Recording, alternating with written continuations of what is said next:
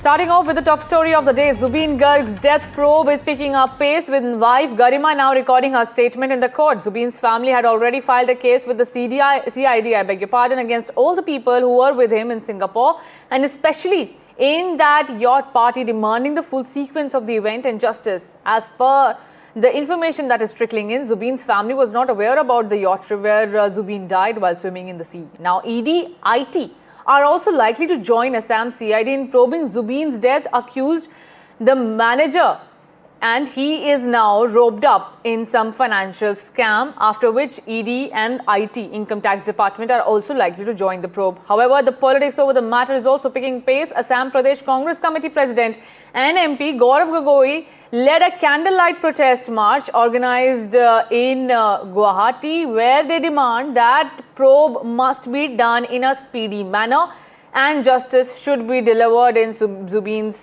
death case. Take a look at this reaction that is coming in. Assam के विभिन्न कोने में आज हम साधारण नागरिकों के साथ सड़क पर एक कैंडल लाइट मार्च के द्वारा जुबिन गर्ग के हत्याकांड में न्याय की मांग हम कर रहे हैं। और पिछले कुछ दिनों में हमने देखा कि काफ़ी समय मूल अपराधियों को देने के कारण आज उनमें से कुछ व्यक्ति वो इस समय का फ़ायदा उठाकर उच्चतम न्यायालय में अपना केस जमा करने में सफल रहे हैं। जुबिन गर्ग के हत्या के ये फास्ट ट्रैक में हो 90 डेज में उसका चार्जशीट आना चाहिए। और ये फास्ट ट्रैक में जो विचार होगा वो हाईकोर्ट मॉनिटरिंग में होना चाहिए। हाईकोर्ट का कोई जज को ये मॉनिटर करने के लिए गवर्नमेंट ने रिक्वेस्ट करेगा जरूर, और इसका मॉनिटरिंग होने से ही ये इंक्वायरी जस्ट होगा, नहीं तो ये जस्ट नहीं होगा, ये इम्पार्शियल नहीं होगा। और गवर्नमेंट उसके ऊपर हम लोगों का तो इल्जाम है ये लोग सब कुछ जानते हैं लेकिन कुछ नहीं करते हैं, उसको डाइवर्ट करने के लिए कुछ काम कर रहे हैं, ये हम लोगों का सस्पेंशन है। फास्ट ट्रैक ट्रायल होना चाहिए और ये जो इकोनॉमिक जो चीज है उसका भी एक इंक्वायरी होना चाहिए। और जुबिन गर्ग का के खिलाफ था, जो नागरिकता संशोधित कानून जो है इसका खिलाफ था, और इस बैठक में निर्णय लिया गया जुबिन के सम्मान में असम में ये नागरिकता संशोधनी कानून का ये इम्प्लीमेंट नहीं होना चाहिए, असम को रिलैक्सेशन देना चाहिए। और एक 19 अक्टूबर को एक पब्लिक ट्रिब्यूट दिया जाएगा जुबिन गर्ग को। आज ऑल पार्टी का एक मीटिंग हुआ था, राइजर दल ने इनवाइट किया था और ऑल पार्टी ने डिसीजन लिया है कि जुबिन गर्ग असम का जो हार्ट थ्रोब है, कल्चरल हार्ट थ्रोब है, तो उसका जो हत्या हो गया है इसका ऊपर एक न्यायिक तदंत, एक जुडिशियल इंक्वायरी देने के लिए गवर्नमेंट को आज डिमांड किया है। ऑल अपोजिशन पार्टी ने जुबिन गर्ग को निमंत्रण किया था। इस संस्था का ऊपर जो फाइनेंशियल जो एलिगेशन आया है इसका ऊपर तदंत होने के लिए भी तो गवर्नमेंट को एक डिमांड किया हुआ है। आज मीटिंग का सेकंड डिमांड है। थर्ड डिमांड है कि एक ऑल पार्टी मीटिंग गवर्नमेंट जल्दी से जल्दी करना चाहिए।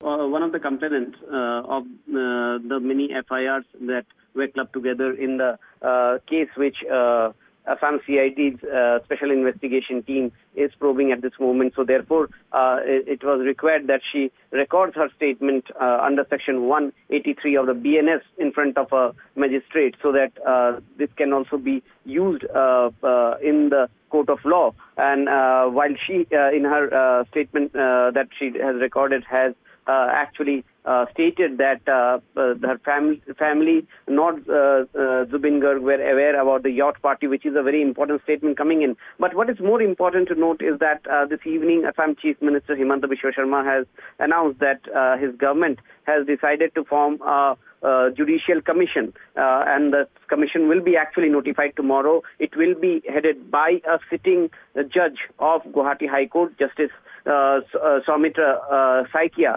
has been entrusted by the Chief Justice of Guwahati High Court as the sitting judge who will be part of this commission. So this is a very important development given the fact that Assam CID has already arrested Zubin Garg's manager Siddharth Sharma, the main festival organizer of the Northeast Festival in Singapore, Shamkanu Mahanta, Zubin Garg's bandmate Shekhar Jyoti Goswami, and his co-singer Amrit Prabha Mahanta in connection to this probe. Shifting our focus to Tamil Nadu, where Tamil Nadu Chief Minister M.K. Stalin has now slammed the BJP for sending a delegation to Karur, calling it a cheap attempt to gain political mileage. Stalin questioned why similar delegations were not sent to BJP-ruled states like Manipur or Gujarat. Now, BJP leader Anurag Thakur, remember, had met Stalin seeking a detailed report on the tragedy, highlighting the party's effort to monitor the situation. Take a look at the reactions coming in. அந்த ஸ்பாட்டில் நாங்கள் பேசிட்டோம். அதை தாண்டி எந்த தவறும் நாங்கள் செய்யலாம், நாங்கள் எதுவும் செய்யலை. பட் இருந்தாலும் எங்கள் கட்சியை சேர்ந்த நிர்வாகிகள் தோழர்கள் மேலே எஃப்ஐஆர், அது மட்டும் இல்லை சோஷியல் மீடியாவை சேர்ந்த நண்பர்கள் தோழர்கள் அவங்க மேலே எஃப்ஐஆர்லாம் போட்டு பிடிச்சிட்டு இருக்காங்க. தொகுதி மறுவரைகரை இப்படி தமிழ்நாட்டுக்கு வஞ்சகம் செய்வதையே ஒன்றிய பாஜக அரசு வழக்கமாக செய்து கொண்டிருக்கிறது. தமிழ்நாட்டை 3 முறை மிகப்பெரிய பேரிடர் தாக்கி ஆயிரக்கணக்கான மக்கள் பாதிக்கப்பட்ட போதெல்லாம் உடனே வராத, நிதி தராத ஒன்றிய நிதியமைச்சர் இப்பொழுது கரூருக்கு மட்டும் உடனே வருகிறார். மணிப்பூர் கலவரம், குஜராத் விபத்துக்கள், கும்பமேளா பலிகளுக்கெல்லாம் உடனே விசாரணை குழு அனுப்பாத பாஜக கரூருக்கு மட்டும் உடனே அனுப்புறாங்கன்னா தமிழ்நாட்டு மேல இருக்கிற அக்கறையால கிடையாது. இங்கதான் நீங்க கவனிக்கணும், அடுத்த ஆண்டு தேர்தல் வருது. இதுல ஏதாவது அரசியல் ஆதாயம் கிடைக்குமா? இதை வச்சு யாரையாச்சும் மிரட்டலாமா, உருட்டலாமா அப்படின்னு பார்க்கிறேன். The Chief Minister of Tamil Nadu should have the courage, the guts to come out openly and say, okay, my administration did not do its job well. He has to own up. He has to take the responsibility. See, 41 people have died in the stampede. 55 were injured and were in bed and were in tremendous pain. We went to many of the bereaved families. We went to the government college and hospital in Karur, and we also went to the site. A couple of questions before Honorable Chief Minister Mr. Stalin. Number one, the TVK had asked for permission for 10,000 people congregation. Under what circumstances 30,000 people congregated at that place, and there was absolutely no intelligence with the police? Isn't it intelligence failure on part of the district administration? Chief Minister M.K. Stalin comes down heavily against the BJP fact-finding panel which visited the Karur over the stampede incident, where led by MP Hema Malini, they visited the Karur stampede site and also met the victims' families in Karur and consoled them. But Chief Minister said BJP is not doing this out of love towards Tamil Nadu, but by keeping elections in mind to gain political momentum in the state. Even Chief Minister said the BJP is trying to control someone by using this Karur tragedy, but however Tamil Nadu would remain out of control of BJP. Chief Minister criticized the Union Minister Nirmala Sitharaman, why I question whether Nirmala Sitharaman visited Tamil Nadu when there was a 3 natural disaster in the state, and also question whether they allocated any funds to the state when Tamil Nadu was on crisis. But in this Karur tragedy, Nirmala Sitharaman visited Karur just after the incident immediately. He also questioned the BJP fact-finding panel whether the same panel visited a tragedy in Kumbh Mela or a Manipur violence or during an accident in Gujarat. However, BJP in response says Chief Minister failed to give protection to the TVK's rally, which led to a stampede-like situation in Karur. Now moving on, the Madras High Court has taken a strong stance on the Karur stampede case which occurred during actor Vijay's rally resulting in 41 deaths. Now the court slammed Vijay for running away from the scene and showing no remorse after the tragedy. Now, as per the court, they questioned why the TAVK is running away from the responsibility after so many deaths and why Vijay's team did not make adequate arrangements. Take a look at the reactions, and my colleague Vijay has more details joining me. Take a look. After 6 days of Karur horrifying tragedy, legal heat intensifies on TVK. Madurai bench of Madras High Court dismissed the pleas which asked for CBI probe over the incident. Even the anticipatory bail of TVK General Secretary N. Anand and CTR Nirmal Kumar were dismissed by Madurai bench of Madras High Court, stating that investigation is on preliminary state, so bail cannot be given as of now. Coming to the another important plea which was heard by Madras High Court in Chennai, Justice Senthil Kumar comes down heavily against actor-turned-politician Vijay, where he said TVK fled the spot after the incident. They were not even met the families. They were not on the spot to help the victims who got affected on the incident. And even justice criticized the police inaction over TVK chief Vijay.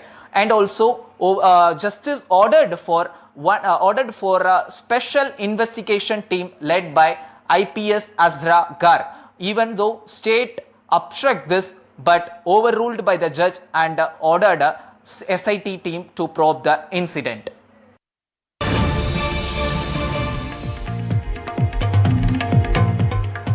More news coming in as Bihar gears up for elections. The Election Commission panel is in Bihar on a 2-day state visit. Now the Election Commission has called an all-party meeting tomorrow where at 10 a.m. Representatives from the BJP, JDU, RJD and the Congress party and others will attend this meeting. All eyes will be on the dates that will be announced next as part of the Election Commission's process. First the all-party meeting, then discussion on the possible dates, and if the Congress's vote chori attack will also continue or not remains to be seen in these elections. Bihar, remember, is a poll-bound state and preparations are now in full swings to conduct free and fair elections in the state. My colleague Raman Rai is also joining me for more details. Raman, do tell us about this all-party meeting, who all will be attending. Yeah, all party will attending this meeting tomorrow, headed by the Election Commission of India, and just for now onwards, the Election Commission of India team just arrived in Patna, and tomorrow the meeting will hold in a private hotel in Patna. The BJP, RJD, JDU and Congress parties will participate in this meeting. This meeting will happen at around 10 a.m. in the morning. And this is a very crucial visit of Election Commission of India ahead of the poll in Bihar Assembly,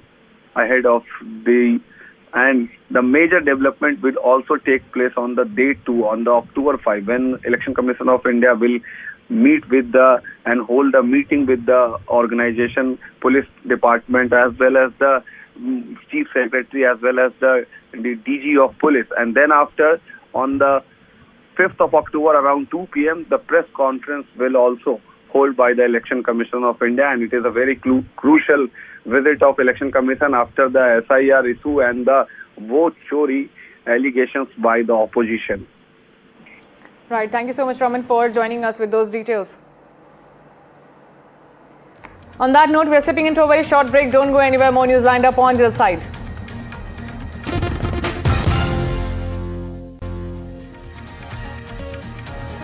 US President Donald Trump has given Hamas a firm ultimatum on the Gaza peace plan, saying if the terror group hasn't agreed to the proposal by 6 p.m. or 3:30 a.m. as per the Indian Standard Time on Sunday, all hell like no one has ever seen before will break out. This is the warning that has been given by the US President. He laid out a comprehensive 20-point proposal to end the war in Gaza, which sounded less like a diplomatic framework and more like Trump and Israeli PM Netanyahu's wish list. Take a look at this report.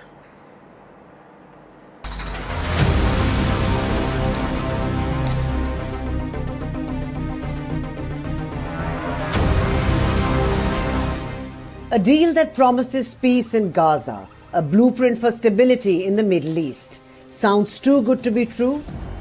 That's what US President Donald Trump promised this week with his 20-point framework. A proposal embraced by Israel and endorsed by key Arab nations, including Qatar and the UAE. Beneath the grand announcement, the deal is fragile. Hamas has yet to approve it, required to disarm and release all 48 hostages, of which only 20 are still alive, and relinquish any role in Gaza's future. Israel, meanwhile, won last-minute changes on troop withdrawals and Hamas disarmament, made without the knowledge of the Arab nations that endorsed the plan.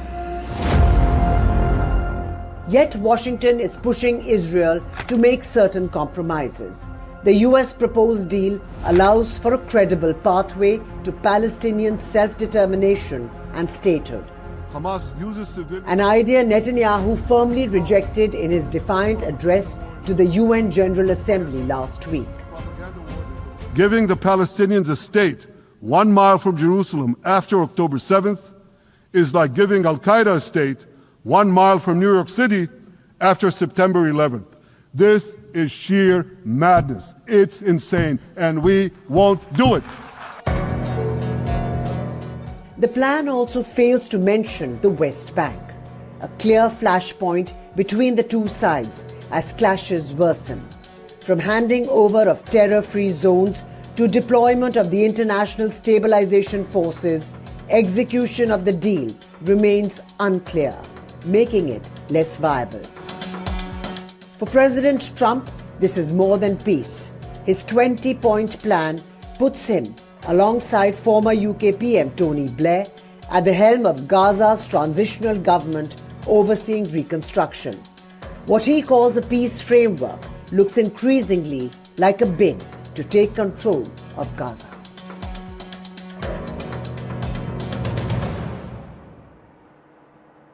The youth are rising. Generation Z, the first generation to have grown up in the internet age, has become the face of the anti-government protests in several countries of the global south, from Nepal, Morocco to Madagascar and Nepal. Now their superpower, the digital world. Gen Z has managed to mobilize large movements using hashtags, AI-enhanced images, fast-paced videos, along with a healthy dose of sarcasm. This report decodes it. Take a look.